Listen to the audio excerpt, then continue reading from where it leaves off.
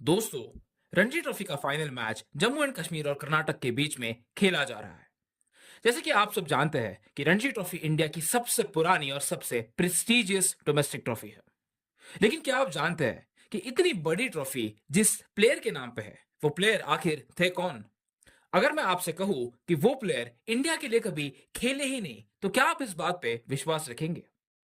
India की सबसे बड़ी ट्रॉफी जिस प्लेयर के नाम पे है, वो प्लेयर आखिर थे कौन और क्या है उनकी कहानी? आइए जानते हैं आज के इस वीडियो में।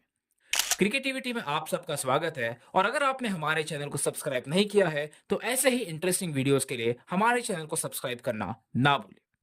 दोस्तों, हम जिस प्लेयर के बारे में बात कर रहे हैं वो प्लेयर थे नवानगर के जाम साहिब महाराजा रणजीत सिंह जी, जिन्हें फादर ऑफ इंडियन क्रिकेट भी कहा जाता है। रणजीत सिंह जी भारत के पहले प्लेयर थे जिन्होंने अपना पूरा इंटरनेशनल करियर इंग्लैंड के लिए खेला।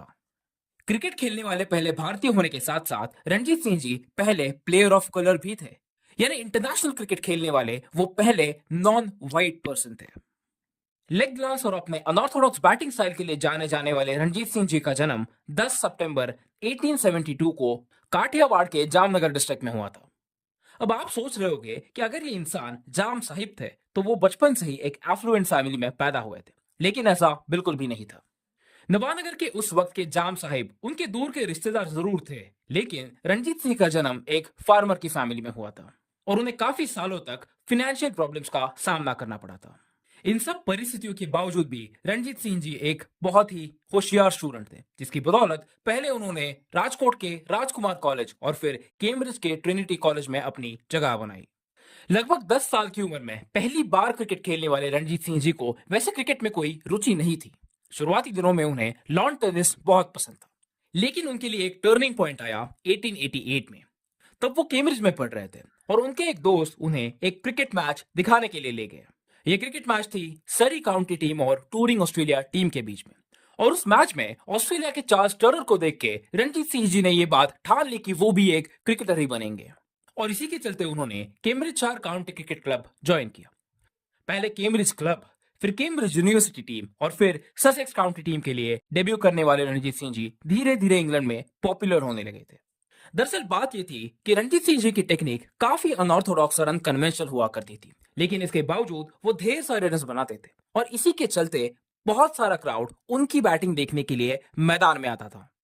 उस जमाने में ज्यादातर क्रिकेट फ्रंट फुट पे खेला जाता था, लेकिन रणजीत सिंह जी बैक फुट पे शॉट्स मारते थे और उनका सबसे पसंदीदा और सबसे यूनिक शॉट था लेग ग्लांस। उनके इसी अनकन्वेंशनल टेक्निक के साथ उन्होंने ससेक्स के लिए ढेर सारे रन बनाए, जिसकी वजह से 1896 में उन्होंने इंग्लैंड के लिए अपना इंटरनेशनल डेब्यू किया और उन्होंने अपने टेस्ट डेब्यू पे ही अपना पहला अर्धशतक और पहला शतक लगाया। पहले इनिंग में उन्होंने 62 रन की एक पारी खेली थी और दूसरी इनिंग में जब इंग्लैंड की टीम को फॉलो ऑन दिया गया था तब उन्होंने 154 की एक बेहतरीन पारी खेली थी। एक फेमस ऑस्ट्रेलियन प्लेयर ने उनके बारे में बोलते हुए ये बोला था कि the famous young Indian fairly rose to the occasion, playing an inning that could without exaggeration be fairly described as marvellous. एक तरफ ऑस्ट्रेलियन टीम रणजीत सिंह जी के अनऑर्थोडॉक्स बैटिंग देख के काफी इंप्रेस हो चुकी थी, लेकिन वही दूसरी तरफ एमसीसी यानी मेरीनोबेन क्रिकेट क्लब के कुछ रेशियली सुपीरियर समझने वाले मेंबर्स जेलसी के मारे गुस्से से लाल हो चुके थे। उनको ये तक कहते हुए सुना गया था कि how can a dirty black fellow show us how to play. बहरहाल ऑपोजिशन से आने वाले प्रेज और इंग्लिशमैन से ही आने वाले हेट्रेड के बावजूद रणजीत सिंह का परफॉर्मेंस उस साल इसी तरीके से होता रहा, जिसकी बदौलत 1896 के उनके पूरे ईयर के परफॉर्मेंस को देखते हुए विजडन ने 1897 में उनको Wisden cricketer of the year का अवार्ड भी दिया। और उसी साल 1897 में ही उन्होंने अपने टेस्ट करियर का सर्वाधिक स्कोर भी बनाया।